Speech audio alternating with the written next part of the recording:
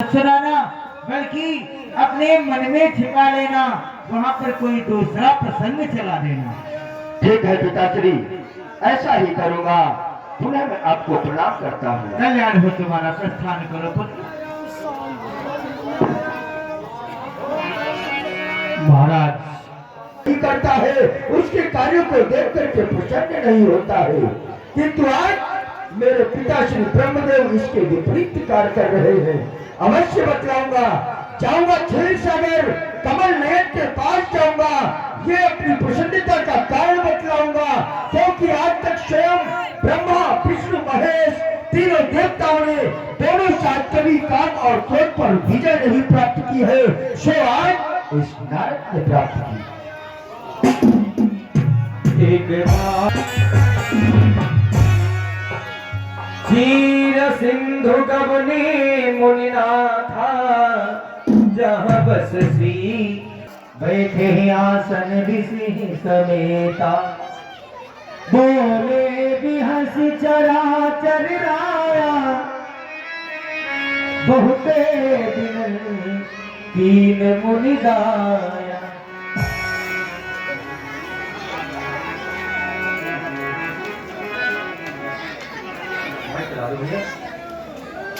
तो आपने बहुत दिनों के बाद हमारे क्षीर सागर में आकर के ऊपर कृपा की है। कहो कुछ ऐसे तो हो और बड़े प्रसन्न नजर आ रहे हो। काम चरित नारद सब भाते, जसति प्रथम बरद शिवरात्रि। हे कमल नयन, आज अपनी इस प्रसन्नता का कारण तो बतलाने के लिए ही आपके पास आया हूँ। बात ऐसी है कि आज मैंने काम और क्रोध दोनों पर एक साथ विजय प्राप्त कर ली है, जो कि आज तक स्वयं न कि आपने पिता श्री ब्रह्मदेव और भूत भवन भोलेनाथ ने ऐसा कभी नहीं किया है। सो कार्य आज आपके चरणों के इस दास नारद ने कर लिया है। क्या कहा आपने? काम और क्रोध दोनों को जीत लिया है। हाँ, बहुत सुंदर है। रूख बदन बोले श्री भगवान, तुमरे सुमिरन ते मिटे मोह मान मधुमान। ये तुम्हारा स्मरण मात्र करने से, नाम लेने से प्राणी के काम क्रोध लोभ मोह अहंकार इन सब का नाश हो जाता है। तो भला वो काम और क्रोध तुम्हारा बिगाड़ भी क्या सकते हैं? नारद कहे सहित अभिमाना, कृपा तुम्हारी सकल भगवान। हे नारायण, आज मैंने जो कुछ भी किया है वह सब आपकी कृपा से किया है। इसे वृक्ष बनने से पहले ही उखाड़ दूं, इसी में मेरे सेवा का हित है। और महाराज उसी समय क्षीर सिंधु का दर्शन करने के लिए नारद जी चले गए, और उसी समय भगवान श्री नारायण ने श्रीपति निज माया तब प्रेरी, सुनहु कठिन करनी कही तेरी। मेरी योग माया, आप मेरी निकट आओ और मेरी इस कठिन वाणी को सुनो। योग माया को बुलाया और आदेश दिया भगवान श्री हरि नारायण ने।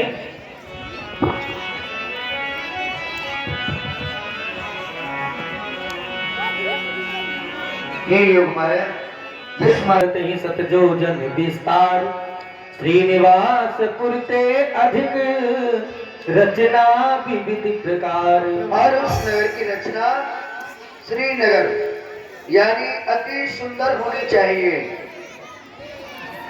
और उस नगर के एक राजा होने चाहिए जिसका की नाम श्रीनिधि होना चाहिए, और उस राजा की पुत्री भी होनी चाहिए। बड़ी भीड़ लगी हुई है, इस भीड़ को हटाओ थोड़ा थोड़ा, और आप लोग बैठ जाओ इधर, आप लोग बैठ जाओ। बड़ी भीड़ लगी है, बड़ा काम आ गया है। हाँ बाबा जी, प्रणाम प्रणाम बाबा जी। कल्याण हो तुम्हारा। मैं ये क्या देख रहा हूँ, आज हमारे इस मार्ग पर ये सुंदर सा नगर, जो कि मैंने इससे पहले कभी नहीं देखा, मैं आपसे जानना चाहता हूँ इस नगर का क्या नाम है और क्या कारण है जो आज इस नगर की भली भांति से सजावट की जा रही है। बात ऐसी है बाबा जी, इस नगर का नाम है श्रीनगर। क्या कहा? श्रीनगर, कितना सुंदर नाम है। श्री अर्थात लक्ष्मी, लक्ष्मी का नगर। किंतु मैं ये जानना चाहता हूँ इस नगर के जो राजा है उनका क्या नाम है? इस नगर के राजा का नाम है श्री शील निधि जी महाराज। वाह, शील निधि जी महाराज अर्थात दया के सागर। कितना सुंदर नाम है। और मैं ये जो देख रहा हूँ आज अनेकों सेवकों के द्वारा, मालियों के द्वारा इस नगर की सजावट हो रही है, इसका कारण जानना चाहता हूँ। इसका एक ही कारण है बाबा जी, जो महाराज की पुत्री है और उसका स्वयंवर हो रहा है। क्या कहा? उन महाराज को एक पुत्री भी है जिनका विवाह हो रहा है। क्या नाम है? कि महाराज शील निधि से मिलते हैं और उस कन्या के दर्शन को भी प्राप्त करते हैं। अवश्य, चलिए बाबा जी संदेशा सुनाते हैं। महाराज के जीवन की जयकार हो। सुनि सब चरित भूप ग्रह आए, करि पूजा नभ मुनि बैठाए। कहिए द्वारपाल, क्या समाचार है प्रथम द्वार का? महाराज के चरण को शंकर होए सहाय, प्रथम द्वार पर ब्रह्मपुत्र देव ऋषि नारद पधारे आए। इस समय आपके प्रथम द्वार पर ब्रह्मपुत्र देव ऋषि नारद जी पधारे हुए हैं, वे आपसे मिलना चाहते हैं। क्या कहा? हमारे प्रथम द्वार पर ब्रह्मपुत्र देवर्षि नारद जी का आगमन हुआ है। अहो धन्य भाग्य हमारे, जो आज हमारे प्रथम द्वार पर देवर्षि नारद जी पधारे। कहते हैं ईश्वर इतना दीजिए जिसमें कुटुंब समाए, मैं भी भूखा ना रहूं साधु भूखा न जाए। चलो मैं उनका स्वागत और सम्मान करने के लिए स्वयं ही प्रथम द्वार पर चल रहा हूँ। आप मेरे मन में तो यही पढ़ो, चाहो संतन को देखो आग।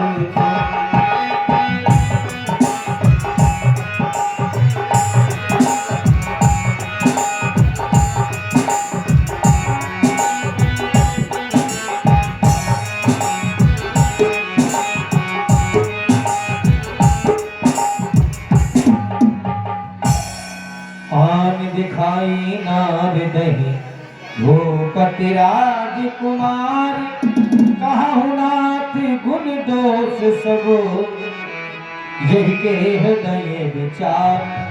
सेवक, इसी समय हमारी पुत्री विष्णु मोहिनी को सखियों के सहित लेकर के आओ। अरे सावधान, महाराज की पुत्री विष्णु मोहिनी पधार रही है। देखी रूप मुनि विरत विसारी, गुरुदेव के लिए प्रणाम करो।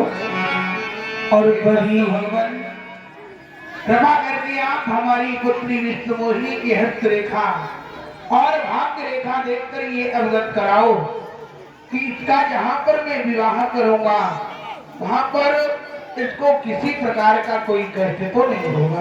अवश्य राजन। लक्षण तासु विलोकी भुलाई, लक्षण तासु विलोकी भुलाई, देहरस नहीं जगत बसाई।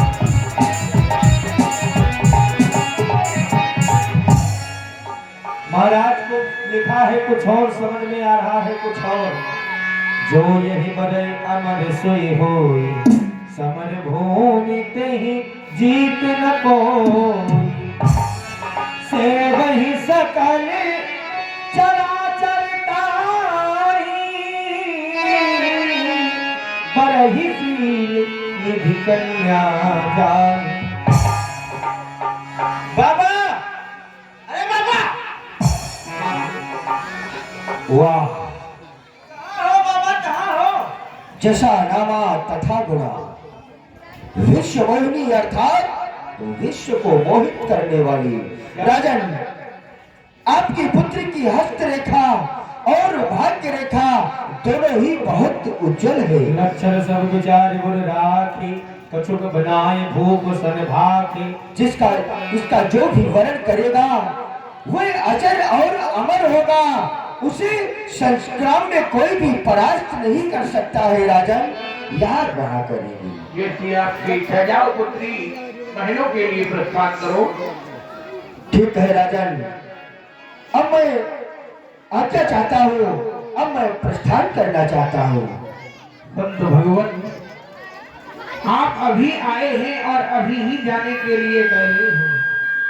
हे संत भगवान, कृपा करके हमारी पुत्री विश्व मोहिनी की जो आज यह हस्तरेखा आपने बताई है, इससे मैं बड़ा ही प्रसन्न हुआ।